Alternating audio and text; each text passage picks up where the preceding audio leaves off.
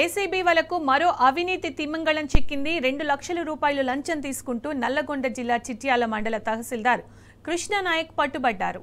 Gundrampalli revenue పరిధిలోని భూమిని mutation చేయడానికి, అలాగే మరొక సర్వే నంబర్ భూమి సర్వే చేసి రిపోర్ట్ చేయడానికి మొత్తం కలిపి తహసీల్దార్ ఓ రైతు వద్ద 10 లక్షలు డిమాండ్ చేశారు. చివరికి 5 లక్షల రూపాయలకు తహసీల్దార్ ఒప్పందం చేసుకున్నారు.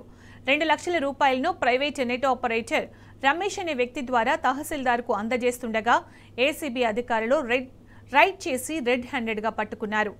తహసీల్దార్ కృష్ణనాయక్ నెట్ ఆపరేటర్ రమేష్ను అధికారులు అదుపులో తీసుకుని కేసు నమోదు చేసి విచారిస్తున్నారు.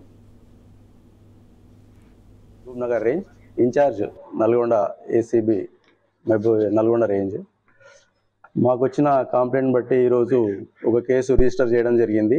గుండ్రంపల్లిలో ఉన్నటువంటి సర్వే నంబర్ 172లో మ్యూటేషన్ చేయడానికి, సేమ్ అక్కడ గుండ్రంపల్లిలో సర్వే నంబర్ 167ని ఇన్స్పెక్షన్ రిపోర్టు ఇవ్వడానికి ఎంఆర్ఓ గారు ఇనీషియల్గా 10 లక్షలు డిమాండ్ చేయడం జరిగింది.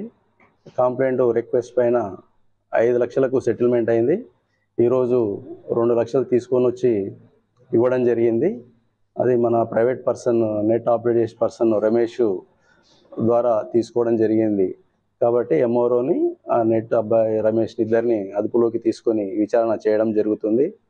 ప్రభుత్వ అధికారులు ఎవరైనా ప్రజల నుంచి పనిచేయడానికి డబ్బులు డిమాండ్ చేసినట్లయితే ఏసీబీ టోల్ ఫ్రీ నంబర్ 1064 కానీ, వాట్సాప్ నంబర్ కానీ, సోషల్ మీడియాలో ఫిర్యాదు చేసినట్లయితే వారి యొక్క వివరాలు గోప్యంగా ఉంచబడతాయి. సంబంధిత అధికారులపై విచారణ చేసి చర్య తీసుకోవడం జరుగుతుంది.